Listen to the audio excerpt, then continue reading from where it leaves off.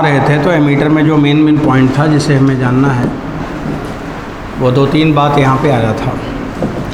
पहली बात आया था कि अगर हमें शंट लगाना है तो शंट की वैल्यू क्या होगा। तो यस बराबर क्या आया था, आई जी अपान आई माइनस आई जी इंटू जी, ये क्या वैल्यू आई थी। दूसरा आपने जब पढ़ा था कि एमीटर का रेजिस्टेंस क्या होना चाहिए, तो आर ए बराबर क्या आया था, जी एस अपान जी प्लस एस आया था। ये दो रिजल्ट हम लोगों ने पढ़ा था। और एक और पढ़ा था कि जब अगर गैल्वेनोमीटर में कितनी करंट जाना है, इसको अगर निकालना है तो निकाल सकते हैं। और ये भी हमें पता होना चाहिए, आई माने टोटल करंट और शंट जो आपने लगाया एस अपान जी प्लस एस, सही है। क्योंकि आपने पढ़ा था कि अगर पैरेलल है तो आई रेजिस्टेंस के इन्वर्स होता है। आई किस पे होगा, आपने पढ़ा था ना करंट डिवाइडर, तो आई करंट कैसे डिवाइड होती है, आई कैसे डिवाइड होती है, 1/R। तो आई जी के लिए क्या होगा, शंट होगा, और करंट कैसे डिवाइड होगा, 1/R। तो यहाँ पे जब हमने ये पूछा है कि देखो आपने क्या लिखा था, गैल्वेनोमीटर से जाने वाली करंट कितनी है, आई इंटू एस अपान जी प्लस एस। आई किसके लिए है, टोटल जी प्लस एस के लिए है, और एस किसके लिए है, आई जी के लिए है। समझ में आ रहा। तो शंट में जो जा रही है वो आई जी है, नहीं, हाँ, शंट में जो जा रही है वो आई माइनस आई जी है, और गैल्वेनोमीटर में जो जा रही है वो आई जी है। और आई क्या है, जो टोटल जा रही है, दोनों में जा रही है। ठीक है, तो आई जी जब लिखोगे तो यस आएगा, आई माइनस आई जी लिखोगे तो जी आएगा। अब आपको ये तीन इम्पॉर्टेंट इन्फॉर्मेशन है, जिसमें सबसे इम्पॉर्टेंट ये दोनों है। अब चलो अपना आज का जो डिस्कशन अब शुरू करना है ना, उसे शुरू करें। एमीटर इन सर्किट। मान लीजिए कि कोई ये सर्किट है, इसका रेजिस्टेंस आर है, और मैंने बैटरी लगाया है। तो जब बैटरी लगाया है 20 वोल्ट की, तो इसमें जो करंट फ्लो कर रही है इस समय, वो कितनी करंट है, आई का मान क्या होगा, V/R। तो ये जो करंट आपने बताया है मेरे को, आई का मान, ये कौन सी करंट है, एक्चुअल है कि मेजर्ड है, ये एक्चुअल है। तो आई एक्चुअल बराबर क्या हुआ, V/R। तो एक्चुअल करंट किसे कह रहे हैं, एक्सपेरिमेंटल की थ्योरेटिकल, हाँ, थ्योरेटिकल को यहाँ एक्चुअल कह रहे हैं। जो ओम के लॉ से आ रहा है डायरेक्ट, उसे हम बोल रहे हैं एक्चुअल करंट है। अब इसके बाद मुझे इस करंट को मेज़र करनी है। तो बच्चों जब मेज़र करनी है तो आपको क्या लगाना पड़ेगा, एमीटर लगाना पड़ेगा।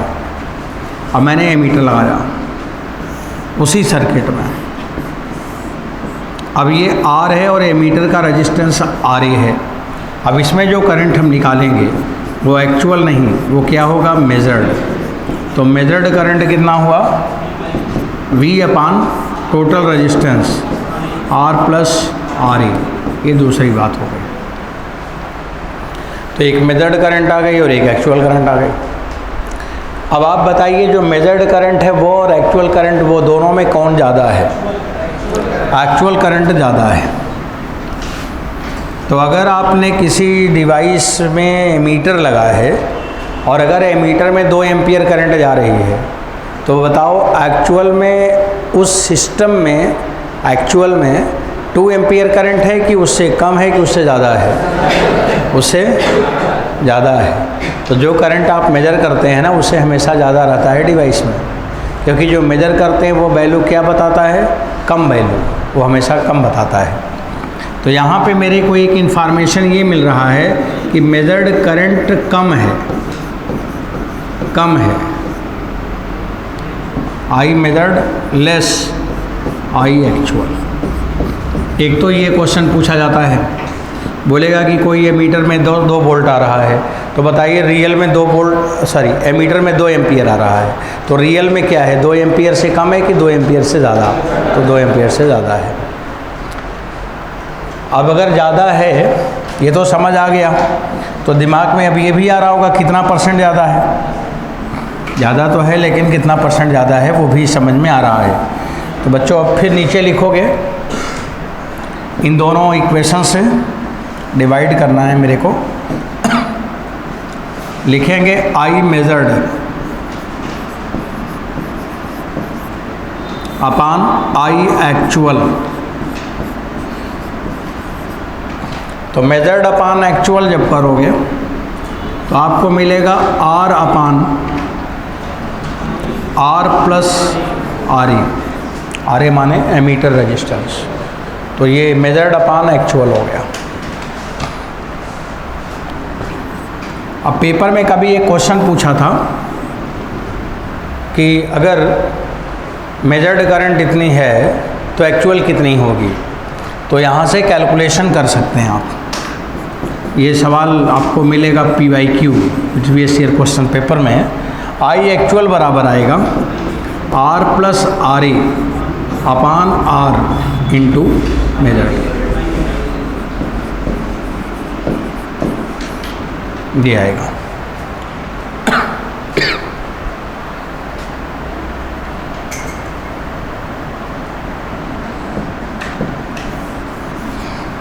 अब देखो, इसको यूज़ करने के लिए एक हम यहाँ पे स्टेटमेंट लेते हैं। लिखा जा रहा है, सवाल ले रहे हैं आपको तुरंत लगा के देखने के लिए। इसी के नीचे लिखूँगा, इफ़ मेजर्ड करंट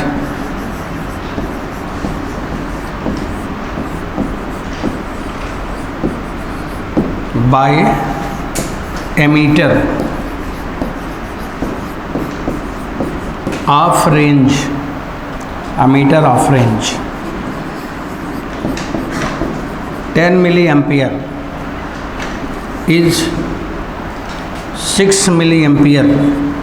लिखा है कि if measured current by ammeter of range 10 milli ampere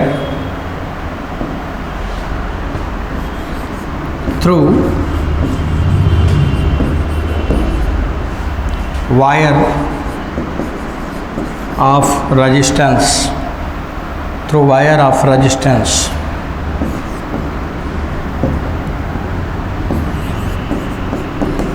resistance 10 ohm is 6 milliampere, then find actual current,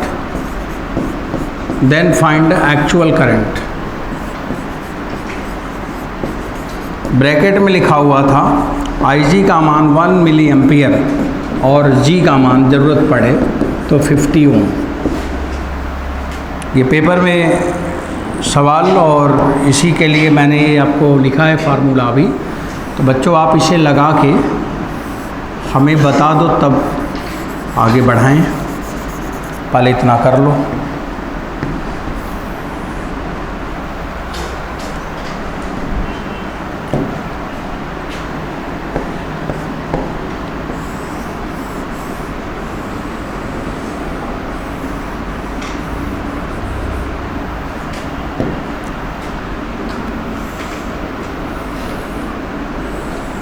ये क्वेश्चन है।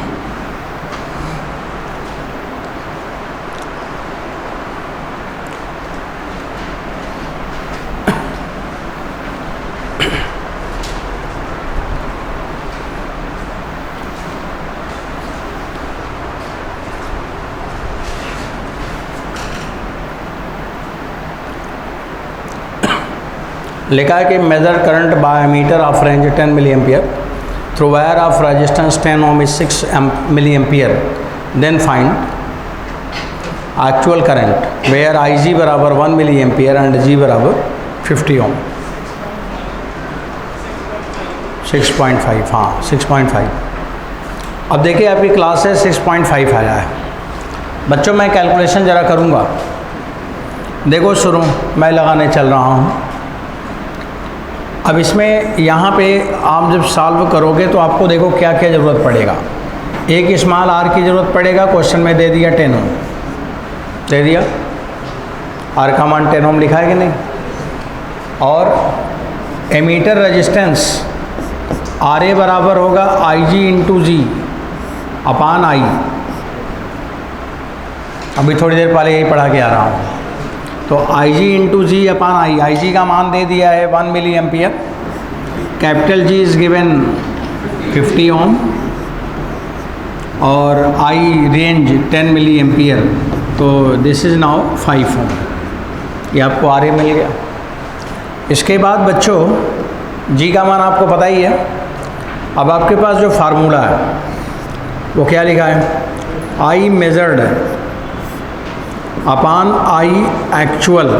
अगर एग्ज़ाम में याद है तो ये लिख देंगे, I measured upon I actual equal to क्या लिखा था, small R upon R plus R A. एक बार चेक कर लो,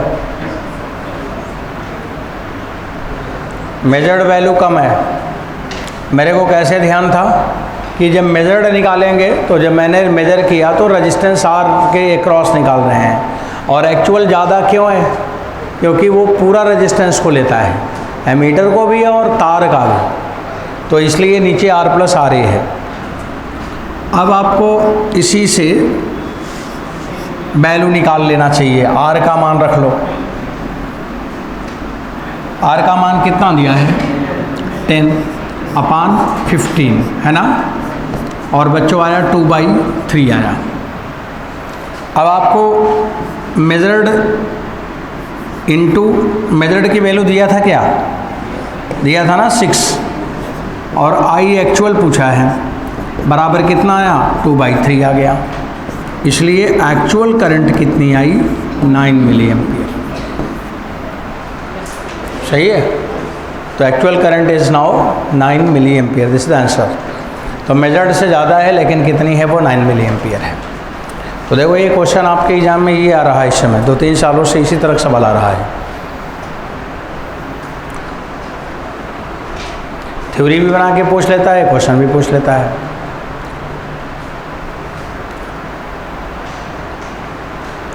तो अगर एक्चुअल और मेजर्ड में अंतर है तो बताइए डिवाइस सही है कि गड़बड़? गड़बड़ है। जा रहा है कुछ करंट, बता रहा है कुछ करंट, तो गड़बड़ नहीं है। और अगर गड़बड़ है तो उसमें क्या है, एरर है। क्या है, एरर है। तो निकाला जाए कितना एरर है, अब निकालना पड़ेगा कि नहीं, कितना एरर है। तो चलो एरर निकालते हैं। अब लिखो percentage error in measurement, percentage error in measurement number 2।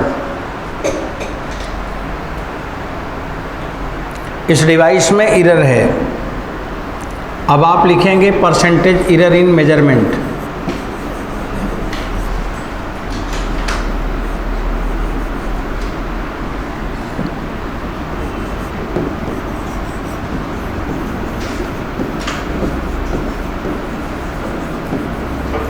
बच्चों एरर निकालने के लिए आप क्या करोगे, आई measured upon I actual -1 into 100, final upon initial -1 into 100। ये परसेंटेज चेंज हो गया, और गलत है तो एरर बोल दिया, चेंज को एरर बोल दिया। अब मेजर्ड अपान एक्चुअल, मेजर्ड और एक्चुअल का जो रिलेशन है ना, मेजर्ड माने स्मॉल आर, एक्चुअल माने R plus R A, -1 into 100। ये वैल्यू आना -RA upon R plus RA into 100। बच्चों what do you mean by negative sign here? जो नेगेटिव साइन आ रहा है इसका मतलब क्या है? इसका मतलब है कि जो हमारा एमीटर है वो मेज़र कर रहा है लेस। तो यहाँ पे लिखेंगे एमीटर या measured current is less, measured current is less by actual, is less from actual, is less from actual by RA upon R plus RA into 100%। इतना परसेंट ये कम बता रहा है। तो इसमें लिखा है कि मेजर्ड वैल्यू या measured value is less from actual by this percent या measured current is less from actual by this current. समझ आ रहा है? इतना परसेंट वो कम बताएगा, तो इरर यही हो गया। अगर कोई पूछे कि कितना इरर है तो इतना इरर है, इतना परसेंट का इरर है। अब एक सवाल लिखिए फिर।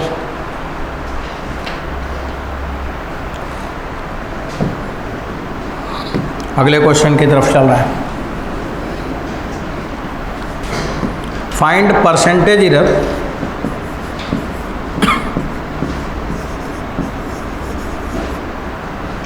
in measurement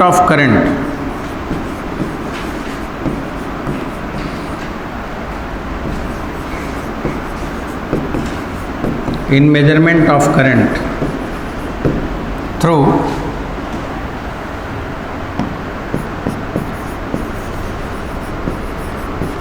100 ohm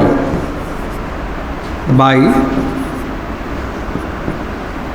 ammeter of range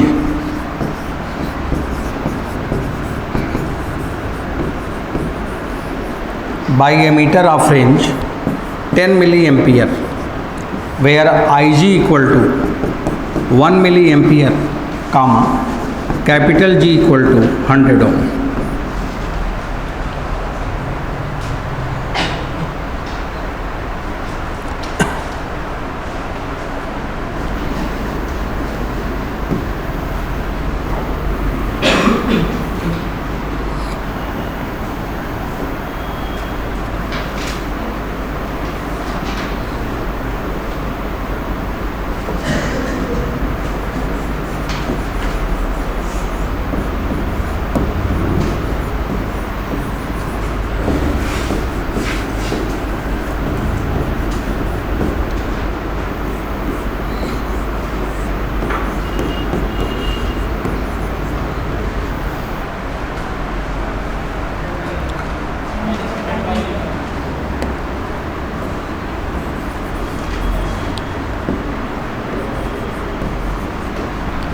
answer नहीं आ रहा क्या?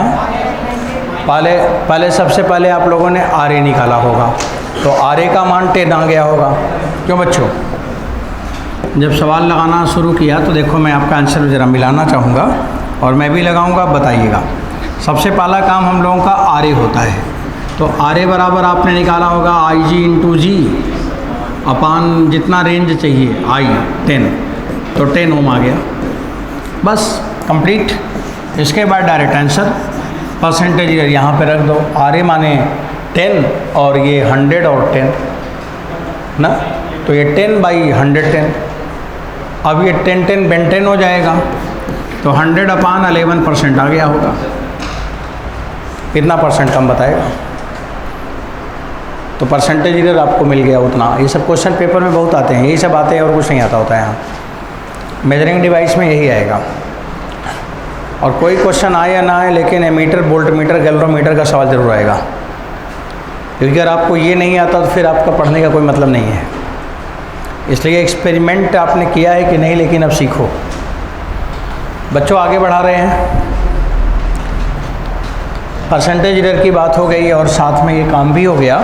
बस एक पॉइंट और डिस्कस कर दूं, आप इसको देखते रहिए, कुछ मैं लिखने चल रहा हूँ, ध्यान से देखिएगा।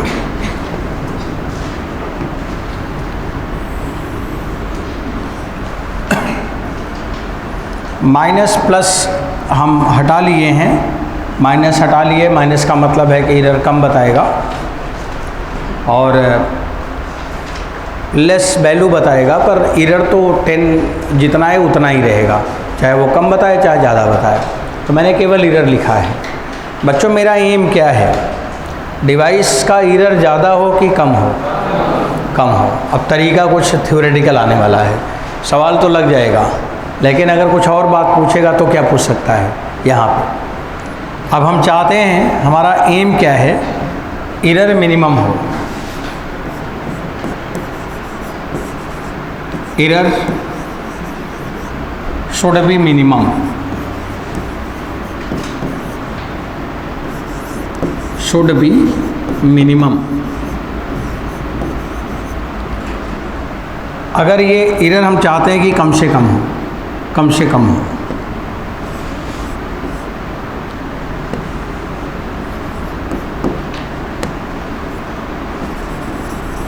एरर को कम करना है। अब अगर एरर को कम करना है तो आप इसमें देखो कुछ कर सकते हो, कम से कम हो जाए। अब बच्चों अगर कम से कम हो जाए तो एरर को मैं यहाँ लिख रहा हूँ 1/1 प्लस R/RE, ठीक है। तो एरर मिनिमम होने के लिए इसको मिनिमम होना है। अब इसको मिनिमम होने के लिए एमीटर रेजिस्टेंस मिनिमम होना चाहिए, मिनिमम होना चाहिए, ठीक। पहली बात तो ये आ गया कि एमीटर रेजिस्टेंस कम रखो। अब बच्चों अगर एमीटर रेजिस्टेंस कम है तो दो चीज़ें आ रही हैं, दो चीज़ें आ रही हैं। I बराबर IG इंटू जी अपान RA, बोलिए होता है कि नहीं। अब हमने क्या किया, RA को कम करना है, RA को कम करना है। IG और G फिक्स है, आप बदल नहीं सकते। तो अगर ये कम होगा तो I ज़्यादा, इसका मतलब रेंज क्या होना चाहिए, मैक्सिमम। एरर कम करना है तो रेंज बढ़ाना पड़ेगा।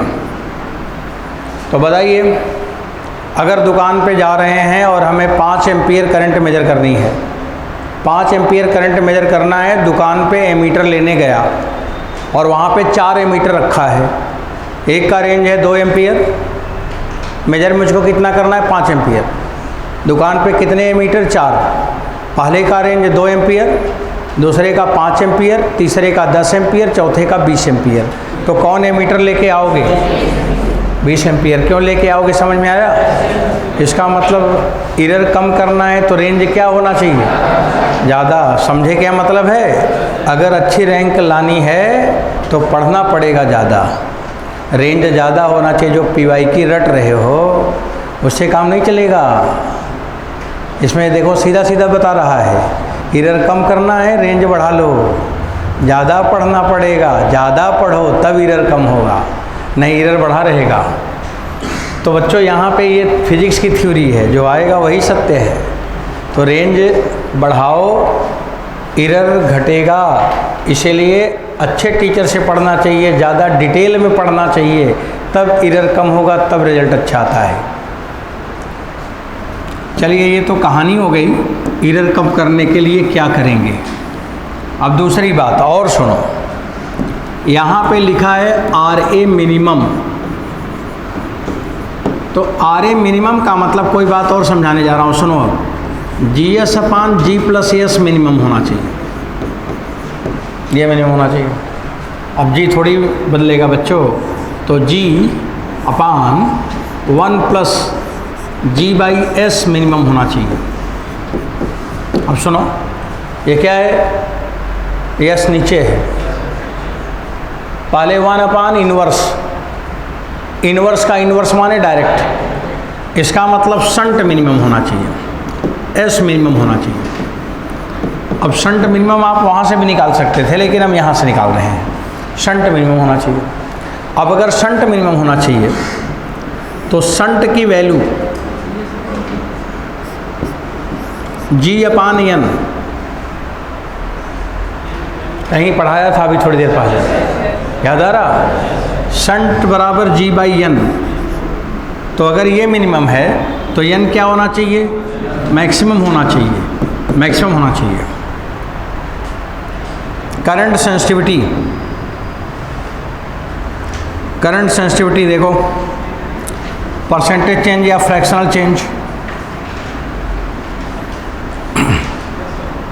करंट सेंसिटिविटी, या आपने लिखा है C', हाँ C' लिखा है बच्चों। C' बराबर क्या होगा, C/N + 1 आया था।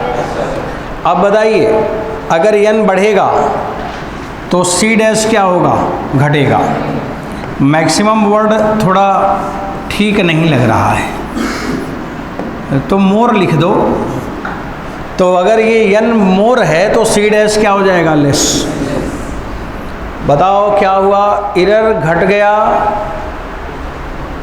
और यहाँ पे करंट सेंसिटिविटी भी घट गया।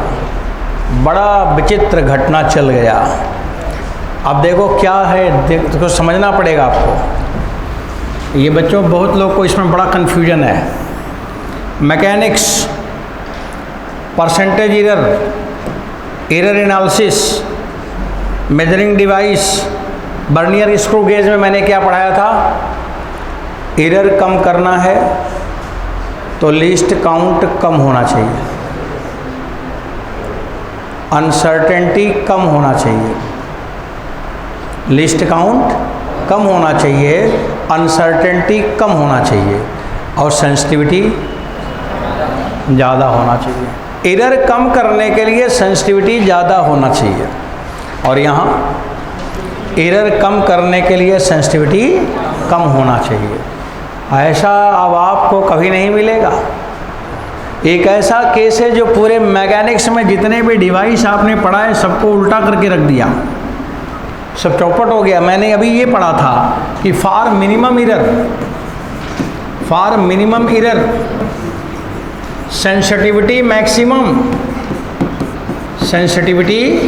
Maximum everywhere but in ammeter, but for ammeter एक ऐसा डिवाइस है जिसमें एरर मिनिमम और करंट सेंसिटिविटी भी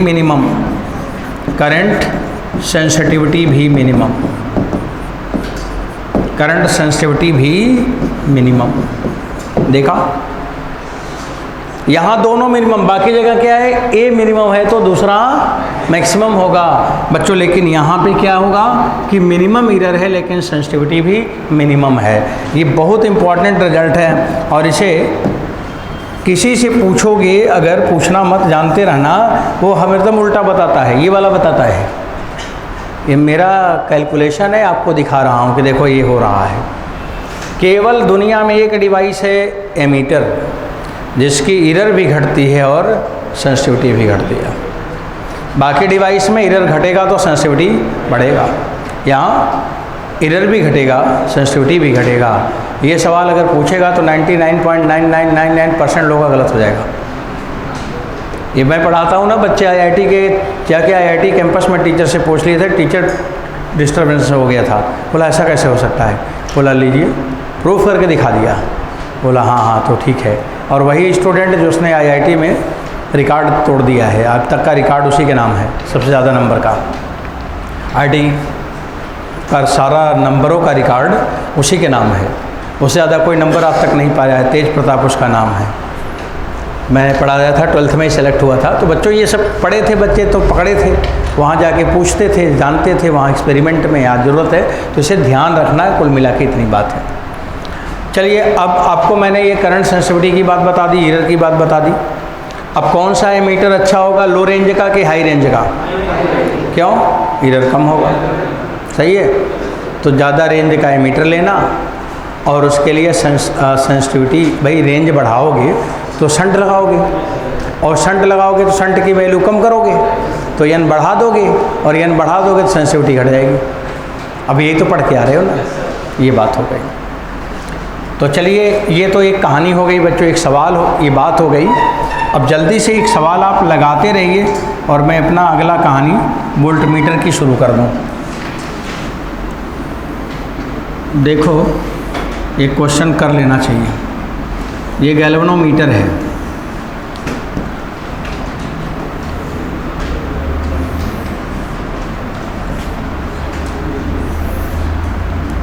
और यहाँ पे मैं बना रहा हूँ मल्टी एमीटर।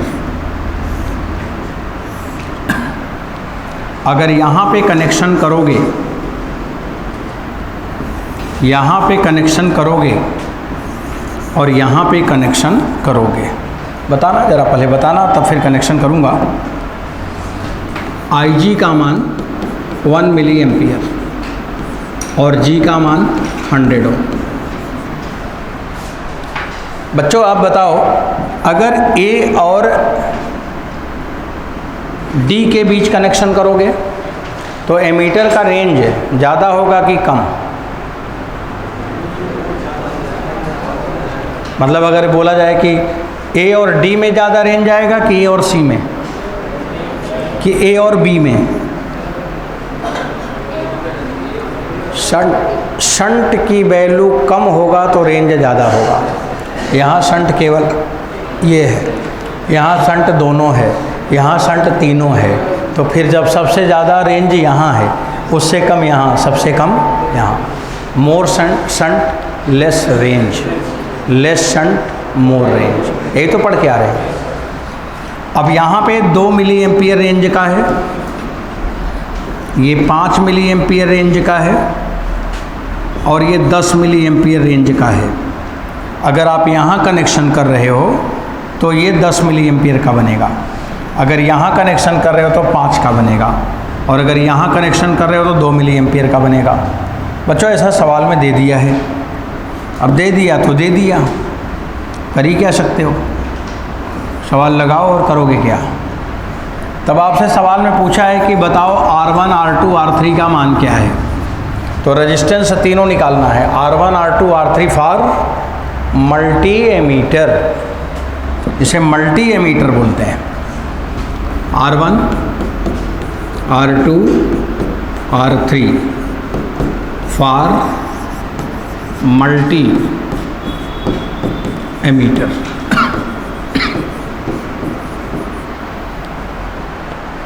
इस मल्टी एमीटर के लिए R1, R2, R3 निकालना है।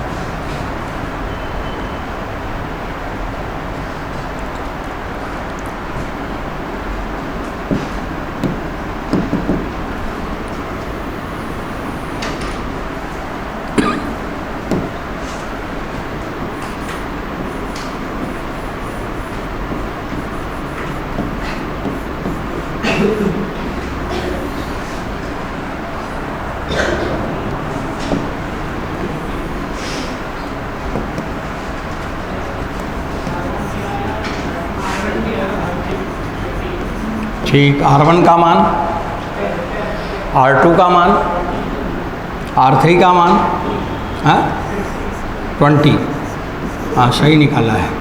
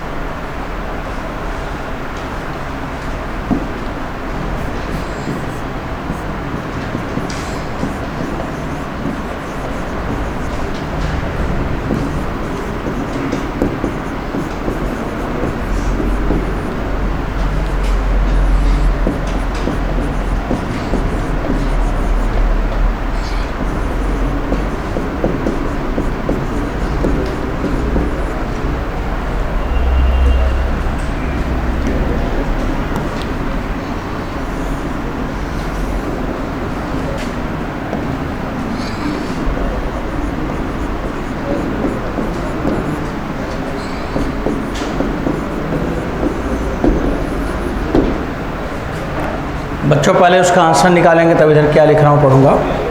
चलिए अब आप लोग का आंसर जो भी आया होगा मिलाइएगा। देखो मैं कंप्लीट करने चल रहा हूँ, कितना टाइम लगेगा वो भी देखिए। पहले हम निकालेंगे 2 मिली एम्पियर रेंज के लिए। अगर 2 मिली एम्पियर रेंज के लिए निकालोगे तो जो फार्मूला है ना उसी के हिसाब से सोचना है आपको। इसमें तो उतना ही करंट जाएगी जो कैपेसिटी है, तो बच्चों इसमें जो करंट जाएगी वो IG, और यहाँ से जो करंट जा रही है ऐसे आएगी, और इधर से ये आएगी, और इधर से जो करंट जा रही वो क्या होगी, I माइनस IG होगी। अब यही पढ़ा है ना, दोनों पैरेलल में बराबर होगा। अब आप लिखोगे IG इंटू जी, IG इंटू जी बराबर आप लिखोगे I minus IG, R1 plus R2 plus R3। अब IG इंटू जी, तो ये 100 हो जाएगा। 2 minus 1 into R1 plus R2 plus R3। तो पहला तो ये जो आप 3 रेजिस्टेंस बताए हैं, तीनों को प्लस करो, 100 आ रहा है। अगर 100 आ रहा तो सही है, नहीं तो गलत है। पहले तो चेक हो गया, आंसर तो चेक ही हो जाएगा। तो पहले आंसर चेक हो गया कि सही है कि गलत है। जाने दो गलत है, कोई बात नहीं, आगे बढ़ रहे हैं। अब हमें दूसरा वाला लेना है, और दूसरा ये मीटर कितने रेंज का है? 5 मिली एम्पियर। अब 5 मिली एम्पियर रेंज का लेना है। सुनो इधर बच्चा लोग, बोर्ड पे देखो। जब 5 मिली एम्पियर रेंज का लोगे तो IG तो ऐसे आएगा, हैं, और I माइनस IG ऐसे आएगा। यही होगा ना, 5 तो यहाँ लगा हुआ है। अब बताओ, IG into G plus R3 हो गया, और 5 minus IG R1 plus R2 हो गया। IG 1 है, G का मान 100 है। 100 प्लस R3 बराबर 4 इंटू R1 प्लस R2 हो गया। फ्रॉम फर्स्ट 100 प्लस R3 बराबर 4 इंटू R1 प्लस R2 को you can put here 100 minus R3। 4R3, R3 माने 5R3 बराबर 400 माइनस 100 माने 300। तो R3 बराबर आया 60 ओम। चेक कर लेना, R3 का मान 60 ओम आया। अभी तो R3 आया, अभी R1 R2 बाकी है, और भी निकालते हैं, आएगा, सब आएगा। अब बच्चों 5 मिली एम्पियर की बात तो मैंने कर ली। अब लास्ट लाइन है जो लिखा है तीसरा वाला, कितना रेंज लिखा है? 10। हाँ, उसको भी लिखवा ही दो आप लोग अब जल्दी से।